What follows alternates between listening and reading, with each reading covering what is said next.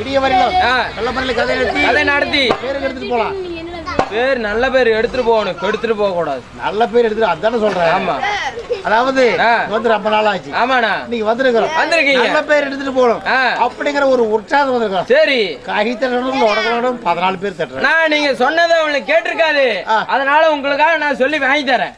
அப்படியா? ஆமா, என்ன அடி இந்த ஊர்ல வாங்கி தரேன். அடிய உதயமா இல்லனா கைத்தட்டல் வாங்கி தரேன். அப்படி விவரமா சொல்லு. ஆமா, தெளிவா சொல்றேன். சொல்லு. கேளுங்க.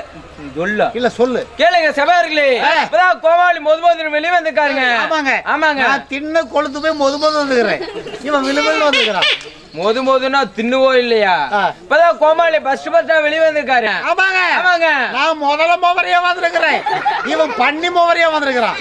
அப்ப நான் பண்ணி மோவரையா? அது கூட தாய். நான் முதல்ல மோவரையா? நான் அப்படி முதல்ல மோவரையா? இப்பதான் கோமாளி ரொம்ப நாள் கழிச்சு உள்ள இருந்து வெளியே வந்திருக்காருங்க. ஏன்னா இவன் பாட்டியோட பாட்டினா கற்பழிச்சு ஜெயிலுக்கு போயிட்டேன். இப்பதான் ஜாமீன்ல வந்திருக்கிறேன். நான் வேற எப்படின்னா உங்கள்கிட்ட சொல்றது? உள்ள இருந்து வெளியே வந்திருக்கிறேன். என்ன அர்த்தம்? உங்க ஒப்பனை யாரு? யார் அப்பன அறையுது? ஒப்பனை யாரு? எங்க அப்பன நான் அறையுது. உங்க ஒப்பனை அறையாத மேக்கப் ரூம்னா. ஓஹோ, மேக்கப் ரூம். மேக்கப் ரூம்ல வந்திருக்கிறேன். கலைக்கூடம். ஓ, கலைக்கூடம். என்ன கூடம்? கிளவி கூடம். கிளவி கூடம். நான் அப்படியெல்லாம் சொன்னா தெரியாது. இப்பதான் கோமாளி வேஷம் போட்டு வெளியே வந்திருக்காருங்க.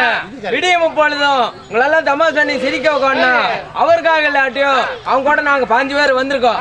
எங்களுக்கு ஜோரா கத்திட்டு போகலாம்.